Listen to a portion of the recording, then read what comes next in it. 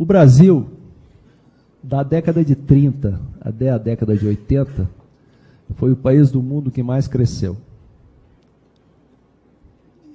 Pega ali Getúlio Vargas, né? Juscelino, os governos militares. Nas décadas de 70, 80, nós cometemos um erro. Nós permitimos que a linha de fratura da Guerra Fria, linha de confrontação, passasse dentro da sociedade brasileira e nos dividisse. E o Brasil, que era um país que vinha com um forte sentido de projeto, uma ideologia de desenvolvimento, o Brasil perdeu a coesão. Perdeu esse sentido de projeto. E está sem um rumo, uma direção. Nosso país está meio à deriva. Foram vários os fatores que contribuíram para que isso acontecesse. Mas a verdade é que nos dividimos. Eu conversava isso com o ministro da Defesa, que é do Partido Comunista do Brasil.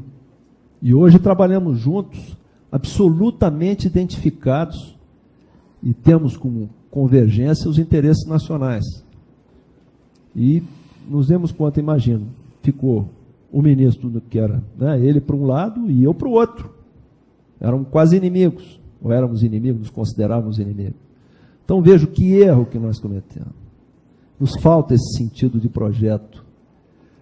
Até porque nós precisamos recuperar isso, porque nós não estamos livres de acontecer uma outra Guerra Fria que venha nos dividir novamente. Não nos mesmos parâmetros, não nos mesmos fundamentos ideológicos. Mas, vou citar um exemplo. Quando a Nicarágua anunciou que ia construir um outro canal com apoio da China, houve uma enorme movimentação ambientalista no sentido de que um novo canal ia trazer problemas ambientais. O foco, né, o centro de poder que orienta esse tipo de coisa, vem da onde? Vem de países que seriam eventualmente prejudicados pela construção do canal. Então, não tenho dúvida que nós podemos sofrer também um processo semelhante que venha nos dividir novamente.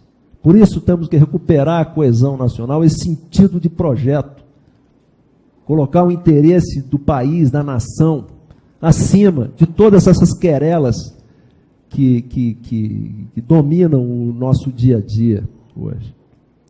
Com relação a 1964, comparar com a data de hoje, houve duas diferenças básicas em 64. Primeiro, era período de Guerra Fria, posições extremadas e ideologizadas. Segundo, que em 1964 o país não contava com instituições amadurecidas, com seus espaços, limites de atuação definidos e cumprindo adequadamente os seus papéis.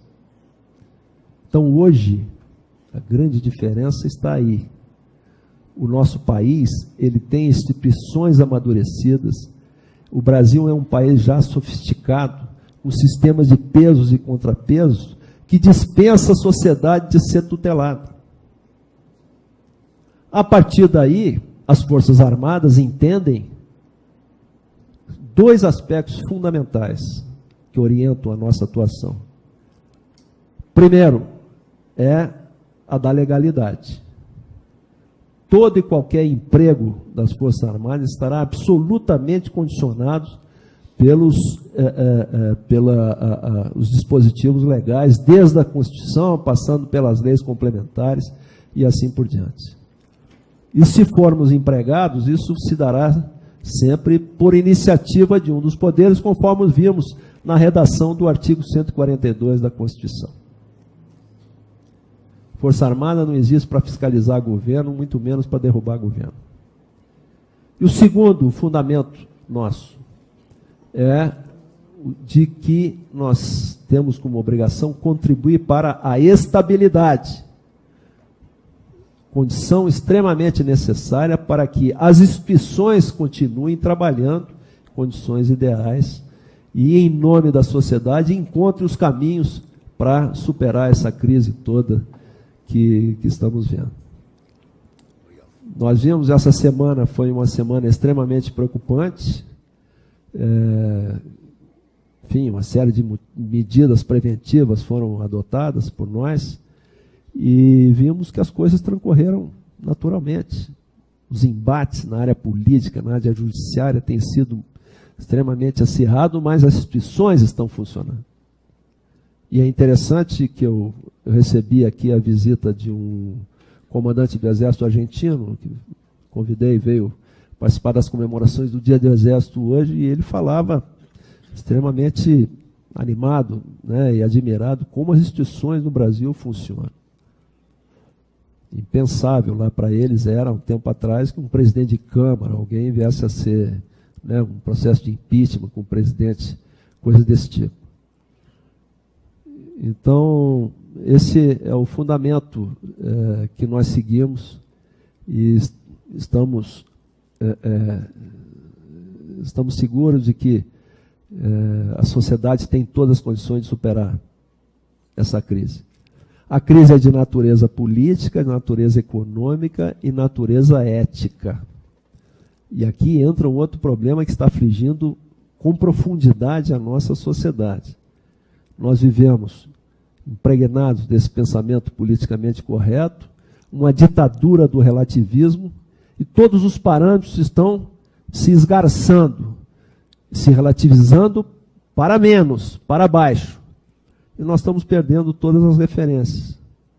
Então, nos degradamos nos parâmetros éticos, os parâmetros de eficiência, por exemplo, tudo se aceita, né? Os parâmetros estéticos, nosso país está feio, enfim.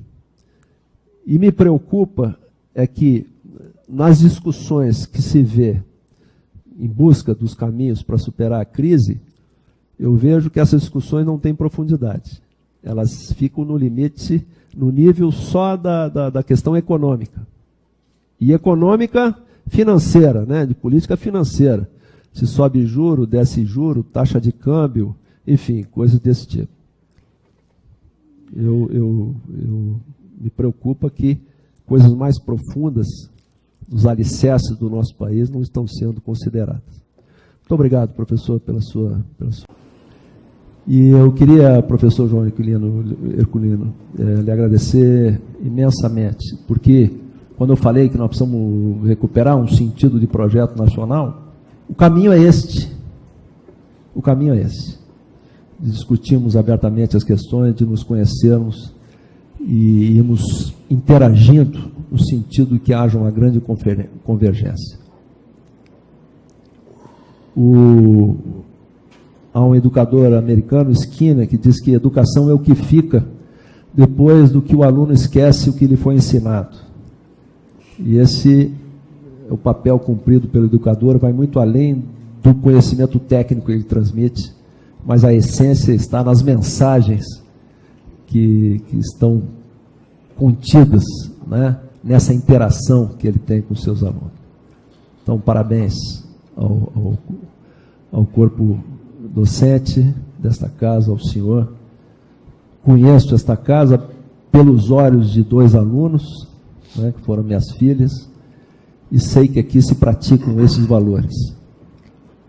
E aos alunos, o Orlando Vilas Boas dizia, e ele não é meu parente, ele dizia que numa aldeia indígena, o adulto é o dono da aldeia, o velho, nós da mesa somos, com exceção da doutora.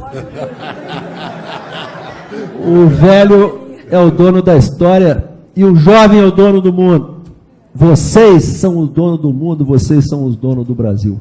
Façam o país que vocês desejam, vocês idealizam e vocês merecem. Professor, muito obrigado.